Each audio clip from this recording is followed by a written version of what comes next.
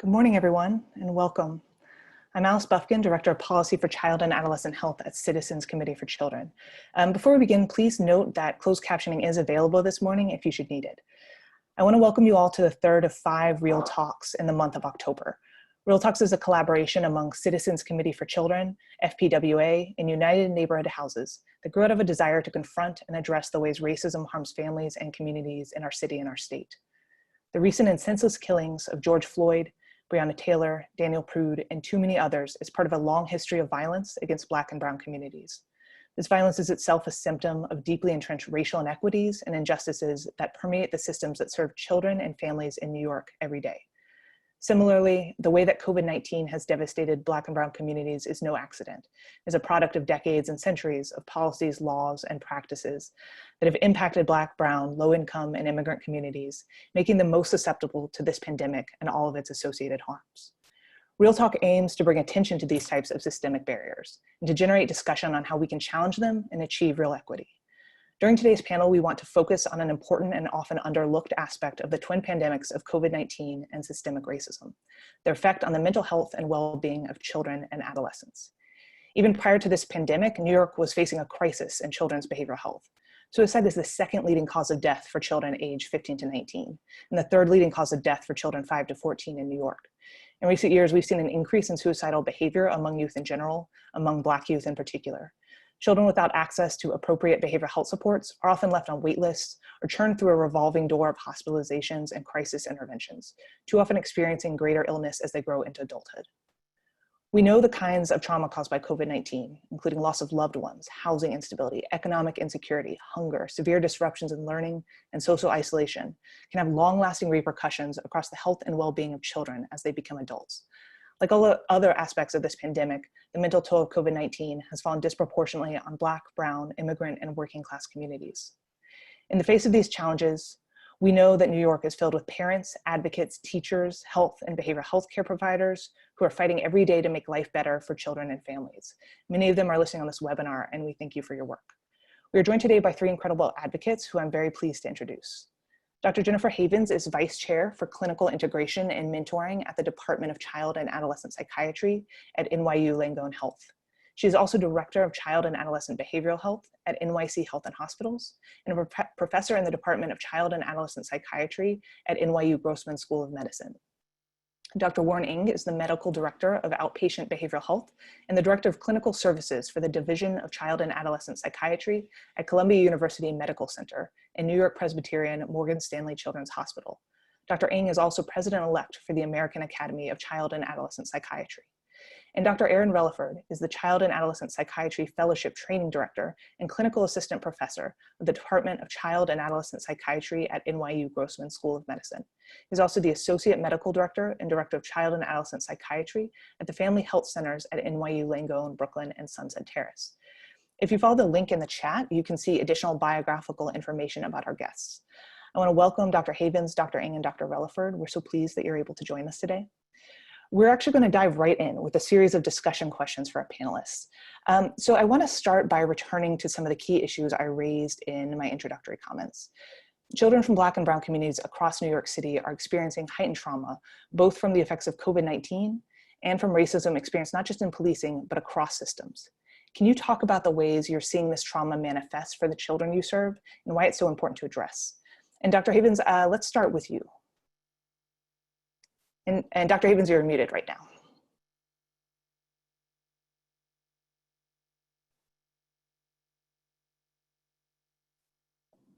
Okay. Thanks, Alice. Great to be here, and thank you and CCC and your partners for highlighting these really crucial issues. I was just going to start with a little bit more detail on what you described so articulately in your introduction, which is how big is this problem and how specific is this problem to Black and Brown communities. A couple weeks ago, the United Hospital Fund released a wonderful report.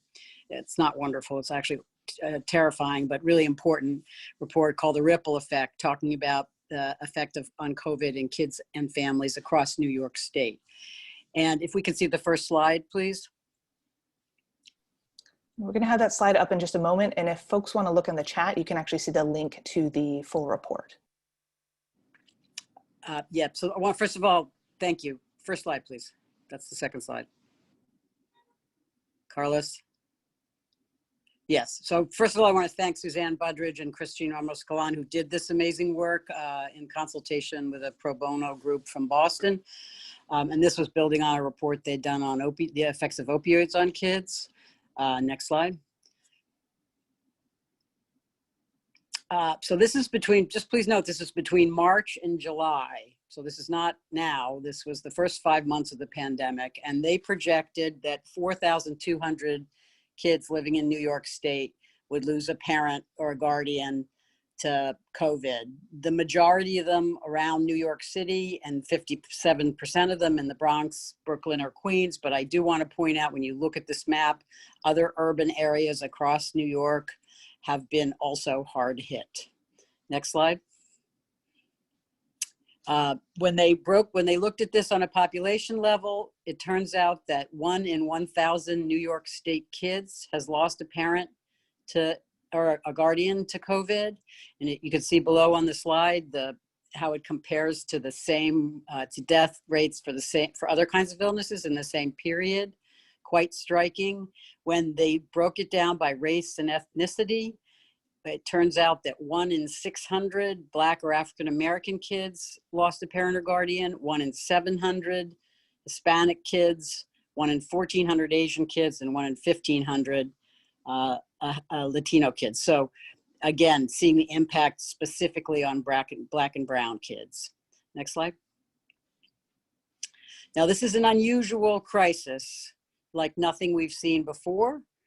You can see the unemployment rates on the top of the first graph. 40% of low-income workers have lost their jobs through the United States, unlike other recessions, which have affected high-wage earners and low-wage earners relatively equally. This is really concentrated among low-wage earners.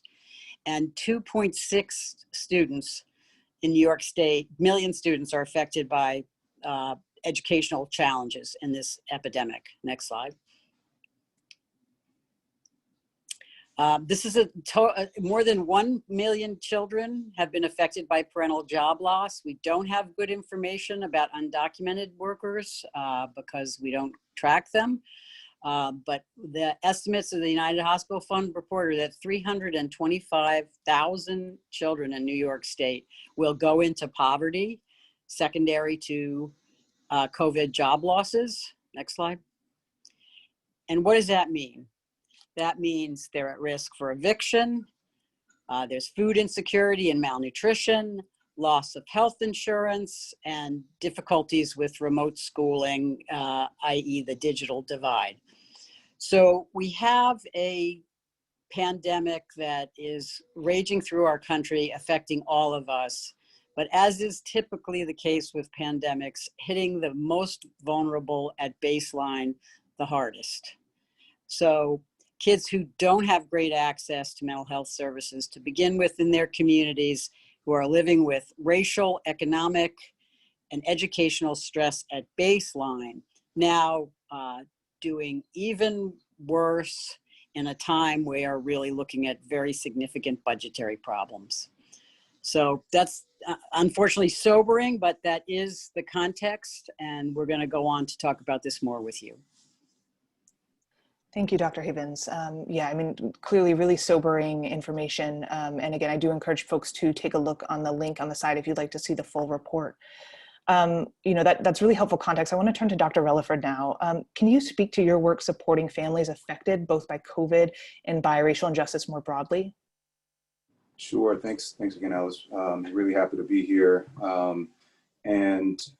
think that supporting families and children and adolescents who are dealing with this, I mean, it starts with engagement, right? Sort of, Dr. Havens just talked about the lack of access to mental health care, particularly for minority communities, is a real challenge. That makes it hard to actually access care. Decreased insurance rates, not having a primary medical care doctor, stigma within the communities in which the medical providers aren't really necessarily aware of that prevents them from engaging and contributes to increasing rates of mental health concerns in these minority communities. And then you add on the poverty aspects, in terms of contributing to social determinants of health, lack of housing, appropriately food insecurity, et cetera, that contributes to that. But then you add on another factor, another stressor, which is sort of the lived experience of systemic racism. On the one hand, while it's really powerful for a lot of youth and families who are engaging in sort of protests in regards to issues of police brutality, it also, on some level, serves as a re-traumatization because you're faced with the fact that because of who you are, because of the color of your skin, that you, on some level, are subject to violence or potential violence. And that's an extra added stressor. And what we know is that independently, these challenges with social determinants of health, as well as mental health disparities, are contributing to increased mental health challenges. But adding on more stressors that are race-based certainly will contribute to increased anxiety and depression. On top of that, the traditional community resources that are typically there, particularly in the Black community, in the church, for example, can't access. I mean, these support and coping mechanisms are closed off because of social distancing and quarantine. And so it makes it challenging for these families to engage with others to actually deal with these things, which are traditional mechanisms to battle some of these stressors. So I would say that minorities are uniquely vulnerable and even more vulnerable than others because they can't escape and they can't get away from these realities. Thank you for laying that out. I think that's those are really important points to keep in mind. I want to turn to Dr. Ng now. Are there other aspects of what you're seeing on the ground that you would like to address in addition to what Dr. Havens and Dr. Relaford have spoken to? Thank you, Allison. It's a real pleasure to be here, and thank you, CCC, for sponsoring this incredibly important dialogue. I think echoing the wisdom of Dr. Havens and Dr. Relaford before me, I think this is racism as well as mental health are additional pandemics on top of what we're currently experiencing. I do want to highlight some resources that might be helpful in illuminating our discussion and facilitating further learning. There's a lecture series from the American Academy of Child and Adolescent Psychiatry addressing similar issues called Improving Health Equity during COVID, looking at systems of care, religion, African American experiences, schools, and racism in training. I think that these are incredibly important times, but it's also really important for us to appreciate the context in which we are living, but also how mental health plays into that in a really important way. In addition to the two pandemics currently of COVID-19 and racism, racism is a determinant of health and mental health, and racialized trauma compounds, as you heard from Dr. Relaford, the additional stressors that you've played out very nicely, Alice, in really opening up this dialogue. One of the things that we really appreciate in this context is also that children and adolescents are sponges. They absorb everything in their environment. That could be the emotional distress and experience of their parents and their family members, but also with regards to the air, the water they take in, but also their messages that they receive that are inherently either through systemic or institutional racism. So one of the things that we appreciate is that children at this time, looking at different surveys, 25% of them in one survey responded as being anxious, 35% were scared, and 19% were feeling helpless. And when we look at other studies looking at PTSD and post-traumatic stress disorder, isolation and quarantine has had an impact on children and how they experience themselves. But if we understand the context of 1 in 5 children and adolescents have a behavioral health condition, and that 50% of all adult mental health conditions begin before the age of 14, we're really looking at a very important population to focus on. Echoing Dr. Haven's comments, really how can we focus more on children and adolescents, knowing that they're experiencing this? Health access is huge. Immunizations have decreased dramatically within New York State. I think in the early spring, it dropped by about 95% in April, and it's only increased to about 65% of its baseline. And that's a real concern. How do we understand immunizations? What information are we getting about health that is influencing how we understand getting help? Schools, which are our traditional representative of shelter, food, education, and social emotional learning, has also been a real challenge for families. So understanding the impact on parents within homes and how children are affected by that when parents are trying to work as well as take care of kids as well as take care of themselves.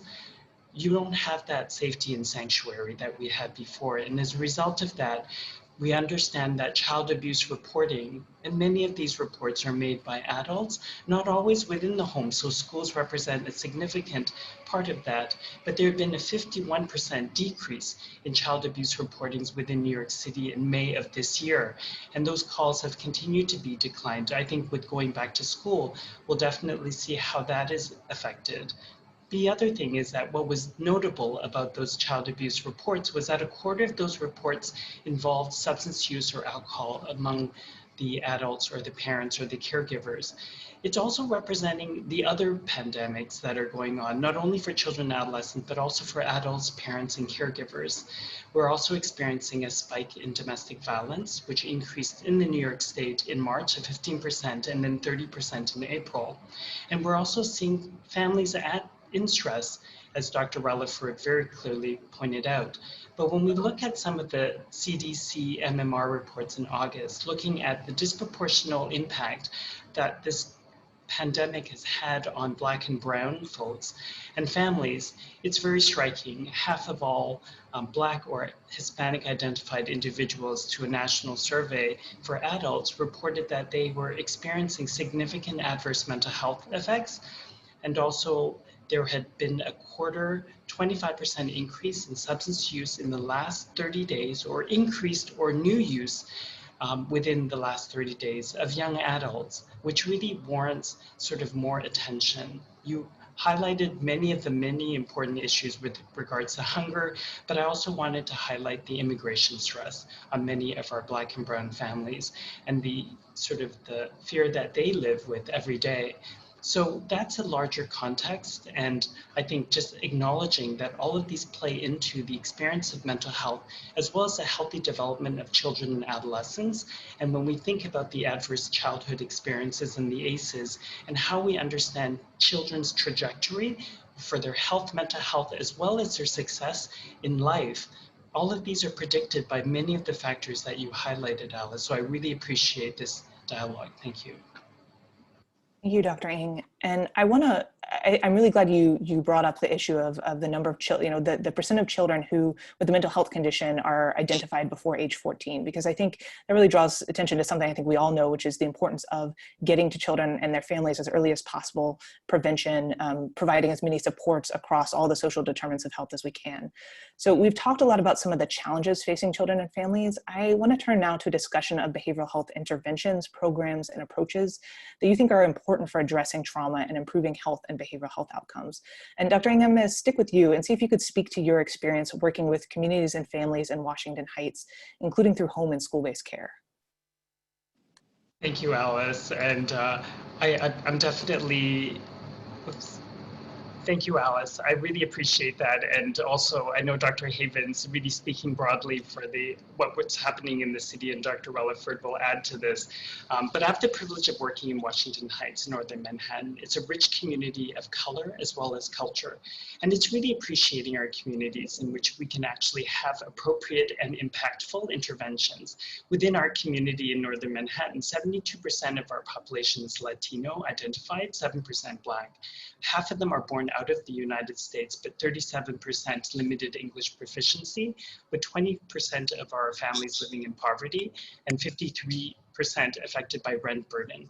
So I think one of the things that's also important, numbers don't tell the story. It doesn't tell the story of the richness, but also the resilience within communities. So I think it's really being just mindful of what we're doing. So a lot of the services that we've tried to develop in Northern Manhattan have really been to try to understand and respect those in terms of bringing services ideally to where the children are. I think we have to move beyond the idea of making children and families come to clinics or other places outside of their natural environment, because I think one of the issues that we play out is really stigma, as well as really the additional burdens on Black and Brown families in accessing care when many of them have to do many other things that are important in maintaining their families. So looking at a family through a cultural lens of language as well as culture is really important. And Dr. Relaford mentioned also the faith-based integration, and it's really important to be understanding of all of the resilience.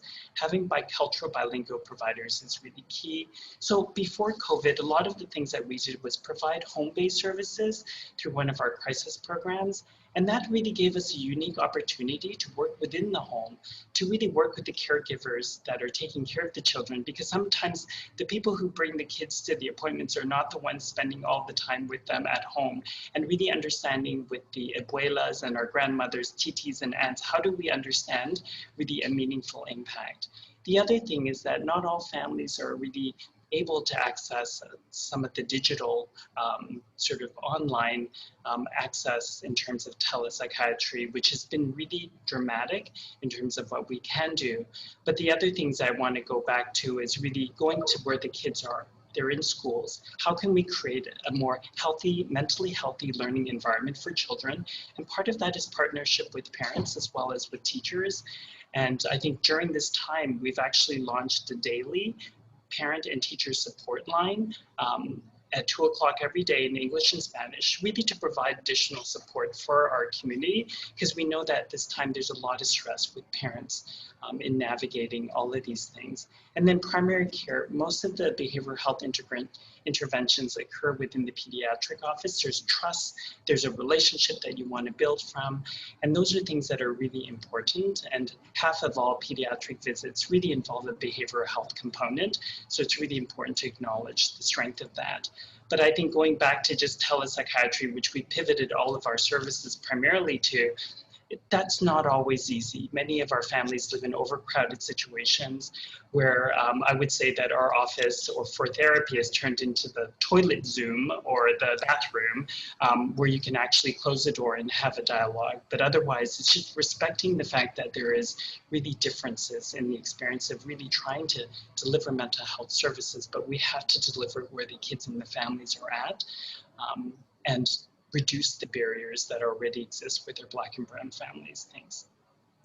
Thank you, Dr. Ng. Yeah, I think you raise a lot of the new barriers we're seeing with this new world, this new remote world. And you actually begin to touch on one of the other aspects, which is, we're moving into remote schooling or uncertainty around hybrid models. And so one of the new challenges children are facing is accessing behavioral health supports that, were in school or still are in schools. So I want to actually turn to Dr. Relaford and see if you could talk some about your work in Sunset Park, as well as your work integrating behavioral health in school settings. Absolutely. I just want to piggyback a little bit off of what Dr. Ng was saying.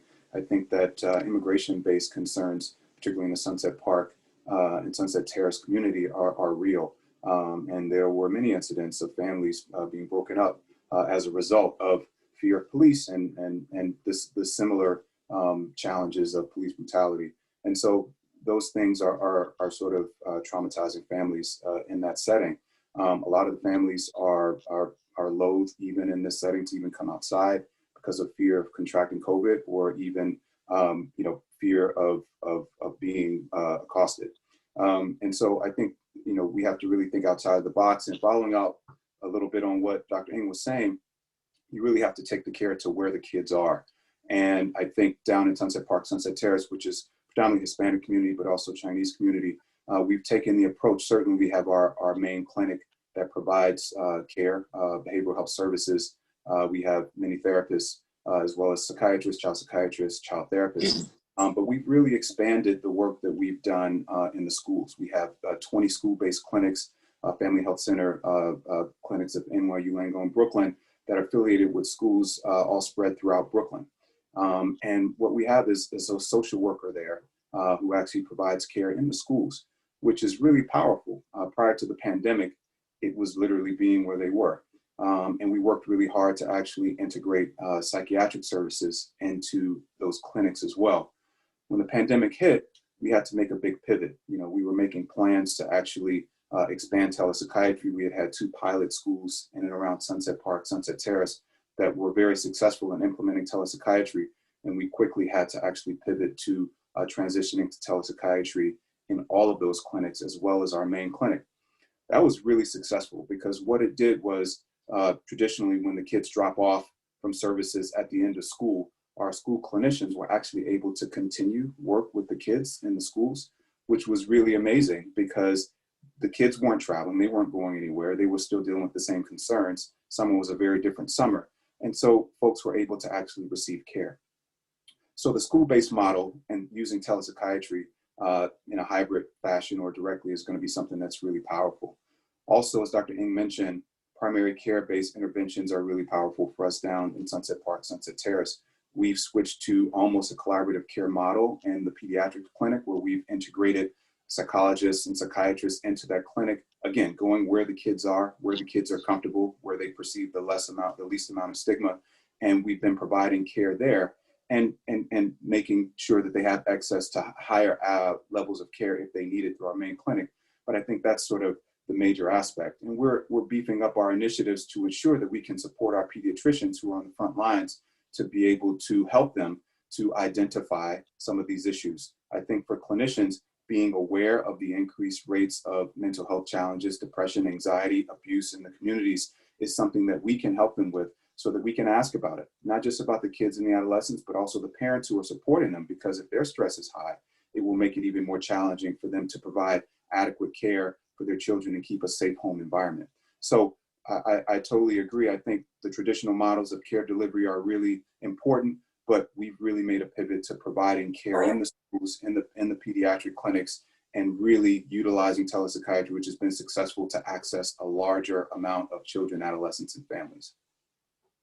Thank you, Dr. Relaford. And I think that actually brings us really nicely into Dr. Havens, who, we've spoken a little more around the school-age children, but I wonder if you could talk to our audience about the other end of the spectrum on your work integrating behavioral health services and primary care for young children. Thank you, Allison, and thank you, Dr. Ng and Dr. Relaford. I think just to underscore what we really see happening amongst our very creative clinicians is figuring out how to get to kids where they are and also as early as possible. A lot of kids have problems that start quite young that don't get identified till they get quite old, like teenagers. And as somebody who ran Bellevue's acute care system for 10 years, we really don't need to wait till kids are 14 to help them. We can start early, and probably the most important thing we can do to, in some ways, prevent mental illness is support moms, parents, and very young children. And we're working on an initiative at H&H where we're integrating behavioral health, healthy steps, and primary prevention into women's health when women are pregnant. And we're expanding our screening beyond just depression, looking at ACEs and social determinants of health, and providing community health worker support as well as mental health supports, and then tracking women when they go from women's health into pediatrics for early childhood care, and using the Healthy Steps model, which is a wonderful national developmental support model that's been shown to be quite effective, as well as integrated behavioral health and some other primary prevention. And the goal is to create, and this is actually technically quite challenging, but to create within primary care a 2-generational model of care. We know if moms and parents are really struggling, it affects their ability to provide the most optimal environment for the child. If the young child is really stressful for the mom, that can also affect that. So we know there's a lot we can do in early childhood that has an enormous return on investment. So we're trying to develop and figure out, importantly, how to finance a model of what we call advanced primary care that gives our primary care providers the resources and the clinical expertise in primary care to actually address these issues with moms and their children. So it's really exciting. I think I've learned the hard way that, you know, you can wait too long. It's much more difficult to engage a kid who's 14 or 15, who's been struggling for years. Much better to try to give families the supports they need early on and help with getting the kinds of resources they need to address social determinants of health, dealing with trauma effectively. And we're hopeful that we can figure this model out and generalize it across our entire system and use it as a model for what everybody should be doing in early primary care. And again, I think the theme we're hearing here from all three of us is, while we all run clinical services and we value those clinical services, they're important, but there are also things we can do to get the clinical services out where the kids are and get them there as early as possible and expand those supports to the kids' families. Again, kids only do as well as their parents are doing. Yeah.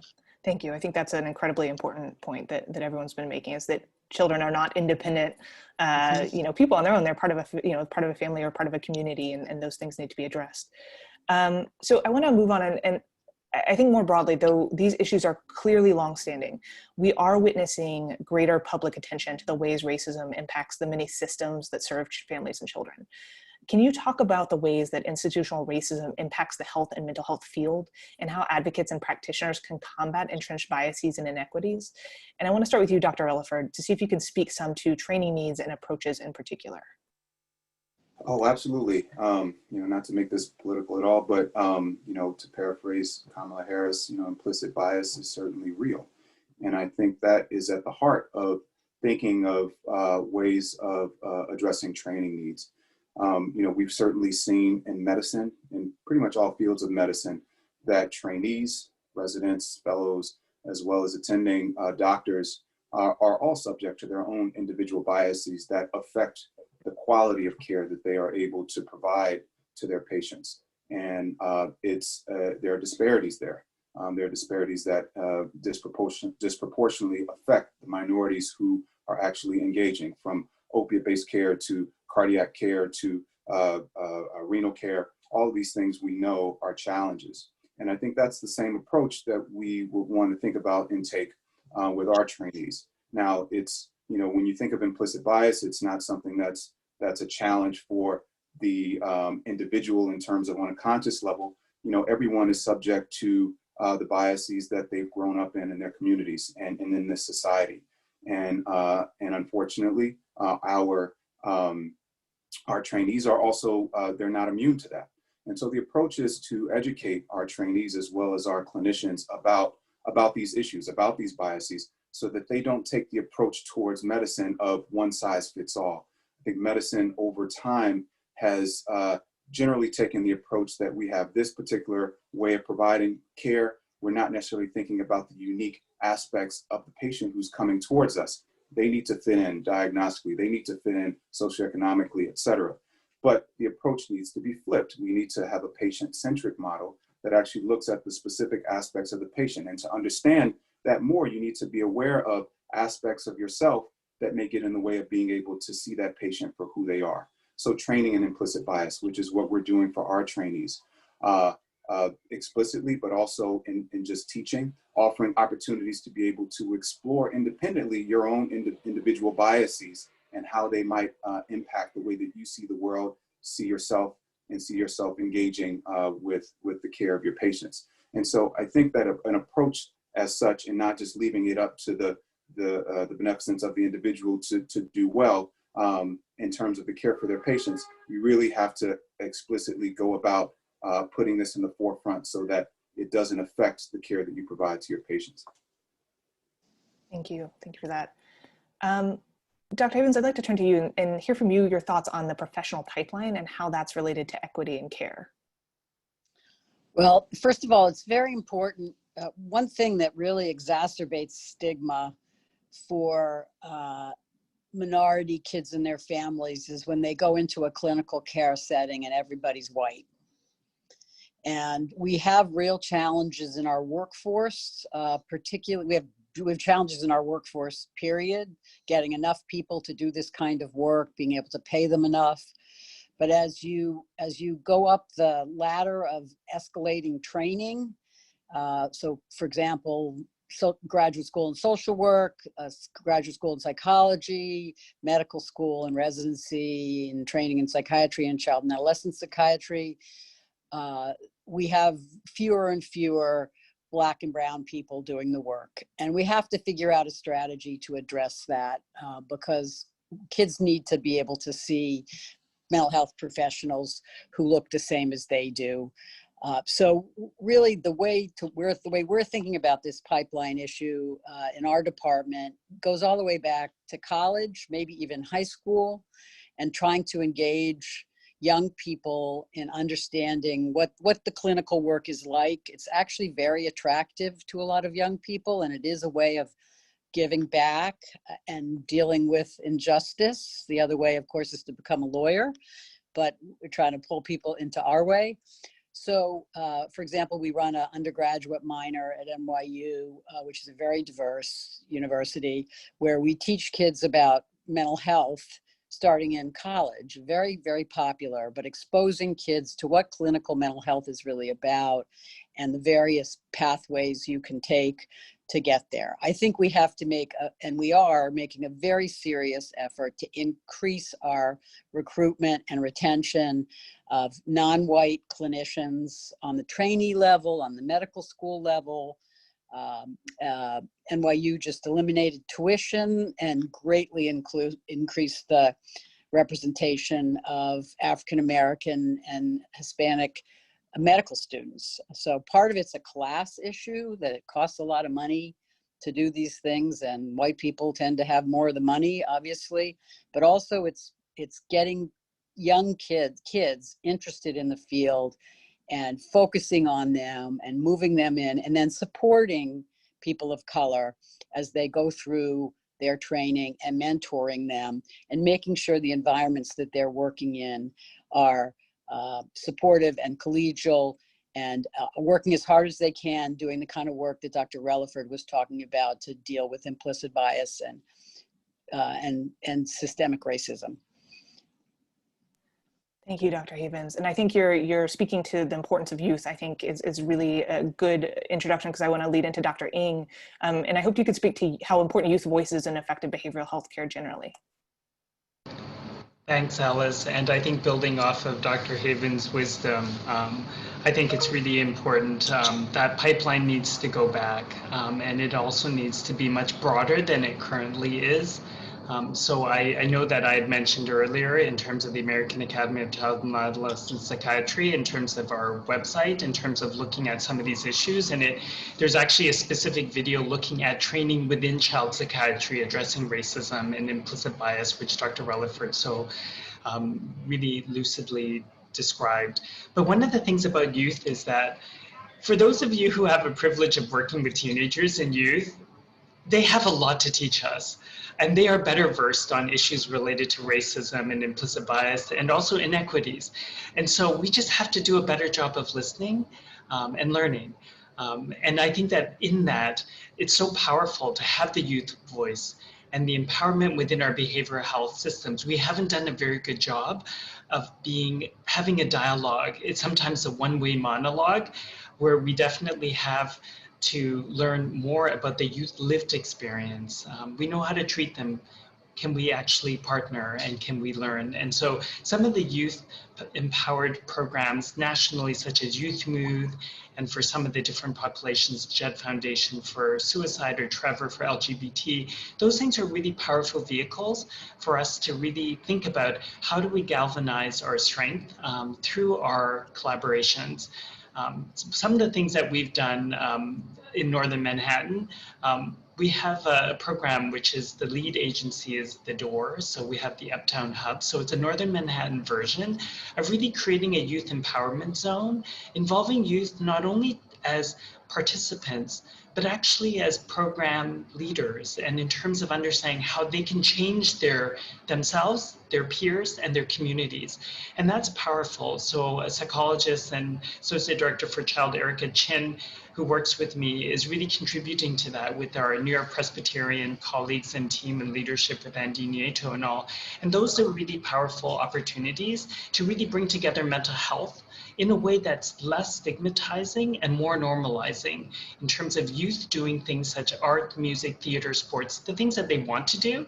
And then, oh, by the way, you know, there's Dr. So-and-so sitting in the corner who's here if you have something else you want to share about that friend of yours that you don't want to talk about, which is often you, but it's often a wonderful euphemism for just creating that kind of space where you can be brave and you can be courageous and actually get the help. There's also the Lang Youth program that we have in New York Presbyterian Hospital, really recruiting adolescents or middle school sort of candidates to really get a mentoring program as well as a learning program to hopefully pursue a career in health and healthcare, which is really important because you have to start earlier. And I think that there's so many barriers, whether or not they're racism or other inequities, that really create barriers to actually getting that higher learning that might be required and necessary to being a mental health professional. As well as just the finances. So I think just really understanding that, but the youth empowerment is really a critical voice. And the UN Convention of Rights for Child asserts that it is a fundamental human right for youth and young adults to participate in designing the programs and policies aiming to serve them. And I think if we were really to really take that on, we would really involve the youth voice in a more meaningful way, but also understand that it's adding much more than what we imagine. And I think that the experience is also giving them power, giving them experience and purpose. We've seen this in our history in our country, the Vietnam War, the Arab Spring, the March for Lives, Black Lives Matters. Youth have a voice that is very powerful, and they speak to each other much better than we can speak to them because, boy, they definitely have the edge on that. But I think they are essential partners in finding solutions. But also, as we're talking about behavioral health and mental health, we also want to be mindful of what they're going through. And this is an incredibly difficult time as a young person to go through this experience. So much like we ask for our Black and Brown colleagues and professionals like Dr. Relaford has said, how can we fix this? It has to be more than just adding work to the people who are currently experiencing the most challenges. How can we really think more broadly to be a part of the solution? And we have to do our own learning in order to best do this. So as mental health providers, we have to do our own learning in how to be better youth advocates in understanding how they are a part of the solution, not just the problem. Thank you. I think those are, great words on the importance of youth, and thank you for sharing your thoughts on that. We're going to have some time, I think, to let you all provide any closing comments you might have, but I think we have a few minutes to just address a couple of the questions that we received throughout the course of this conversation. I want to start with one on the side about telehealth. So the question was, how do you feel about telehealth improving access to mental health services for marginalized people/children? Right now, is it more accepted, but is it more accepted? And how do you feel using this way of treating and accessing more kids and people long-term? So anyone who would like to respond, I'll open up to the three of you. Sure, I can dive in first. I think that, telehealth has a long history, but it's relatively new in terms of it being so widespread and so broadly used. I think certainly, I've had experience in the middle of that and introducing it, and there certainly was skepticism. And can this care be provided in a way that touches and reaches individuals similarly than to face-to-face? And for what we know that it can, research shows that it does. What's the experience on the part of children and adolescents? The lore is that they probably wouldn't have a positive experience, and actually we've seen that they do. I mean, some of the challenges come up when you're working with younger children who actually aren't so versed in engaging in long periods of time in just conversation. They typically engage in care through play. And so we've had to get very creative during the pandemic to actually do that. And I think that overall, the idea that we've conceptualized down at NYU Brooklyn is not that it would replace face-to-face care, but that it would be a valuable tool for us to be able to reach individuals. Now we've seen, and this is a surprise to us, we were just expecting that implementing telehealth would allow us to be able to continue to provide care and not lose as many patients. But we've actually seen that we've been engaging more patients. And so there's something about the convenience of it, particularly for individuals who have challenges with being able to leave the house, wanting to leave the house, to being able to touch them and engage with them in their homes, which is really something that we've seen has been a powerful thing. Is it going to be perfect? Are there technical glitches? There are technical glitches at times, but I think the benefits really outweigh the risks. Thank you. Dr. Inger or Dr. Havens, do you have anything to add to that? I'd just like to, again, thank you, Dr. Relford. I think that's true. One of the great opportunities of TEL is we actually get into people's homes and see their homes and their families, and that's really powerful. There's nothing like a home visit to learn more about a family. So there's advantages there. It's obviously much easier for particularly people who have multiple children, not to have to schlep them all together to the clinic for one kid to be seen. Again, we have to be cognizant of the digital divide, and the need for privacy is quite challenging for families that are living in very crowded housing, which a lot of our poorer families obviously are in our city. But I think it's a really powerful medium. I think I was on a panel yesterday with someone from the school-based health program up at Columbia, and they're using digital innovation in an amazing way, actually to get into the classrooms that the kids are in and reach kids that way.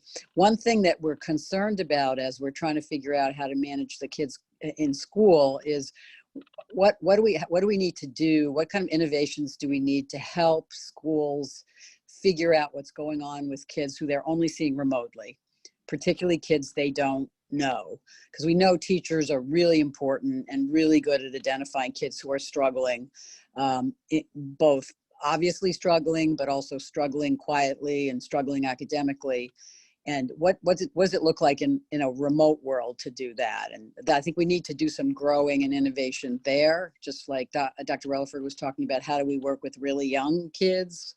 And we're also trying to figure out how to do child-parent psychotherapy, which is a evidence-based intervention for traumatized moms and really young children virtually. So there are all kinds of really interesting challenges. One of my colleagues yesterday was talking about having the kids do dances, so you could take a really careful look at their movements to look for any problems. But I think we're going to really continue to innovate in this area, and I'm pretty sure that we're going to be able to continue, certainly with video, telemental health as a resource as we go forward. I would love to add to that. I think it's really a wonderful, I think with Dr. Relford and Dr. Havens, this is an opportunity, and this is a new world in terms of being able to access folks. The digital divide does exist, but also not all children benefit from tele. So some children really need that in-person experience. Children who are on the spectrum, children who might have other issues, or even as we spoke earlier in terms of the decrease in terms of child abuse reporting, some kids we have to see for safety reasons. And part of that reason is really to appreciate their whole experience. I love the video home visits, Dr. Havens. I think that whole idea of sanitizing a home, making sure that this home is safe for youth and adolescents is really important, and understanding who's actually there, who's in your world, what is your world. And I think it's really created some unique opportunities to do that. And I think that we'll continue to learn. I think, as Dr. Relford said, this is relatively new, but the possibilities might be endless, and we should definitely explore that as long as those billing mechanisms and OMH regulatory approvals continue to be supportive of an innovative model. We still have to understand what is best for kids and adolescents. Just because it's easy doesn't mean it works. Just because it's easy doesn't mean it's good.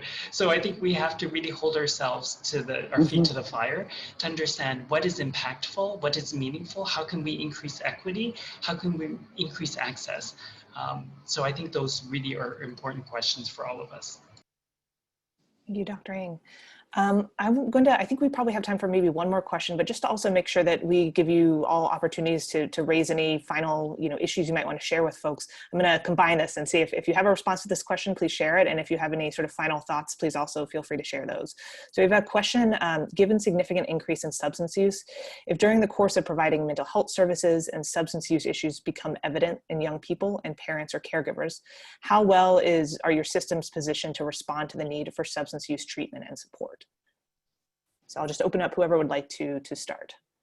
I'll take the first try.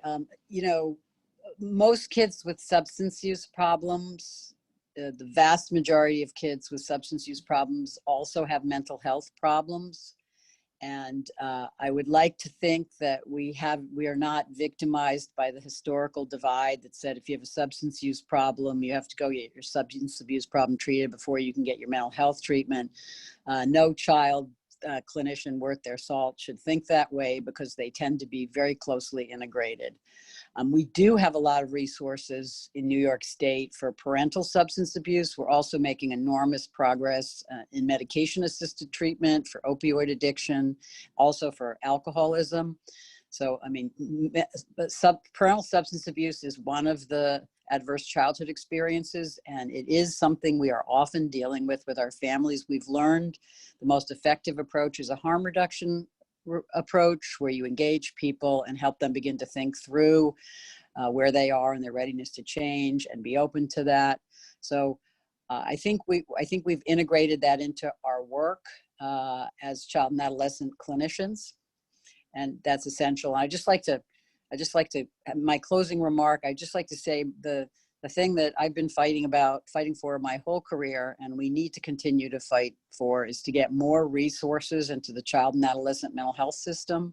We spend a lot of money on sick adults, which is appropriate, obviously, but I think if we spent more of our money on prevention and keeping kids who are mentally ill well, which palliates the functional impairment of mental illness, we would have less sick adults. And that's really a very important advocacy area. I know the Healthy Minds, Healthy Kids campaign that CCC is running is really pushing this, but I want to encourage everyone to get on board with that kind of advocacy. I can dive in next, and first I want to say this has really been a wonderful experience, and I like Dr. Havens mentioned, am the fortunate recipient of having, these two great mentors, Dr. Ng and Dr. Havens, who've actually guided me as a Black male in sort of some of these challenging experiences and sort of navigating the medical world.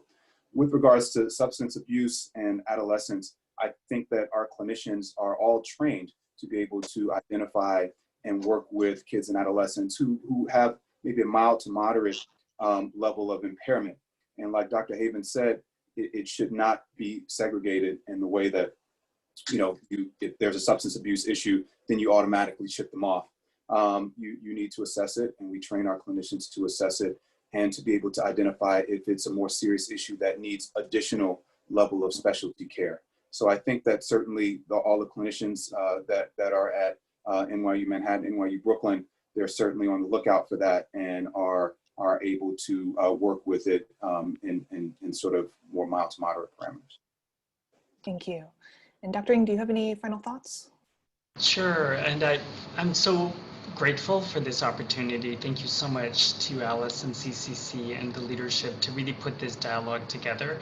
I think my first job was the one given by Dr. Havens, at Columbia. So I think that what I learned from that is a lot, but one of the things is that it was a treatment program that treat parents as children in the same place. And I think that there is a divide when we think about our systems of care, whether or not it's substance use or mental health or adult and child. And I think that that's a real disservice for the kids and the families that we're serving. So understanding that substance abuse and substance abuse vulnerability is heritable. So it's a family and intergenerational experience. And so when we're trying to find solutions, we need to think more broadly to really focus on the whole issue. And so that's really a family experience. And I think that Dr. Havens' comments about really creating models where you do two intergenerations at a time, those kind of interventions are very powerful. So I really want to echo, how can we look at our silos, break them down, serve the kids, serve the families, and really focus on where the solutions can be. And I do want to echo your comments also in terms of, as I mentioned, 50% of all adult mental health conditions start before the age of 14, 75% before the age of 24. If we did a better job of addressing sort of earlier on, how do we take care of these kids? But I also want to echo, it's not just prevention, we need higher intervention treatments as well. We need the whole spectrum, but hopefully over time, if we do a better job with prevention, we'll have less of a need for more intensive treatment. But right now we're not at that point. So we have to support the whole spectrum, but also in terms of informing our process, involving the voice of the kids and the families and the communities of color so that we can be most respectful with cultural humility and to be most impactful overall.